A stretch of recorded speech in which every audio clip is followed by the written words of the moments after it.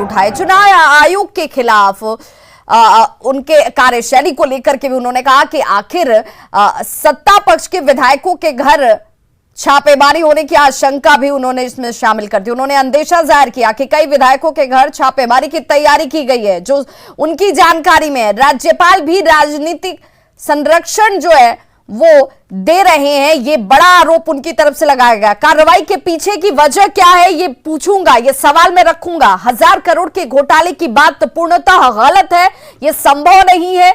सीधे तौर पर ये उनकी तरफ से सवालों के तौर पर रखा गया। देश का लोकतंत्र जो है उस लोकतंत्र को बनाकर रखने की जरूरत है।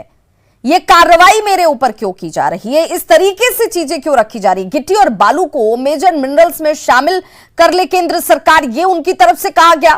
राज्यपाल बयानी विस्फोट जो उनका विस्फोटक बयान आ जाता है, ये आश्चर्यचकित करने वाला है।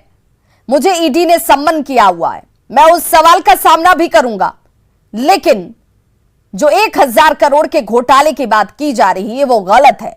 सालाना भी देखा जाए तो इतनी आमदनी होती नहीं है, फिर ये घोटाला कैसे हो गया ये भी रखा गया। 1000 करोड़ के लिए कितने खनन किए जाएंगे, कितना खनन करना होगा जिसके बाद इतना घोटाला हो सकता है, कैसा आधार बनाया जा रहा है।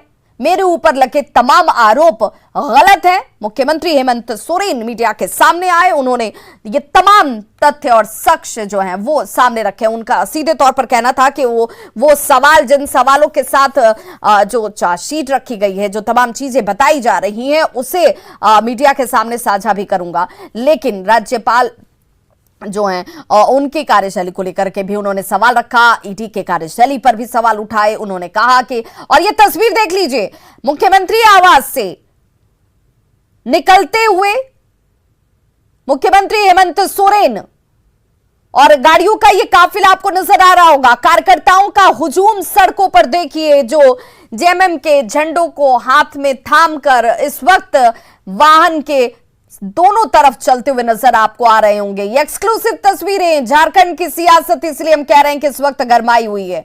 और मीडिया के सामने तो वो आई, मीडिया के सामने उन्होंने कहा कि जो कुछ हो रहा है वो गलत है, षड्यंत्र का हिस्सा है, सरकार को अस्थिर करने की लगातार कोशिश की जा रही है।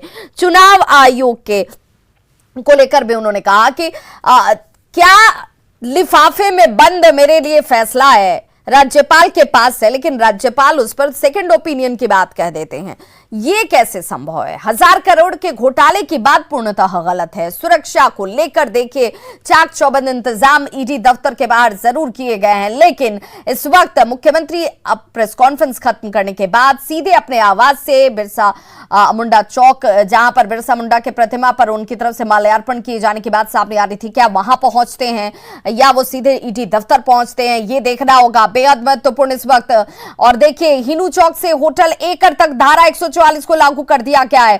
और इस बीच मुख्यमंत्री ने क्या कुछ महत्वपूर्ण बातें कही वो भी आप अपने टीवी स्क्रीन पर इस वक्त देख रहे हैं।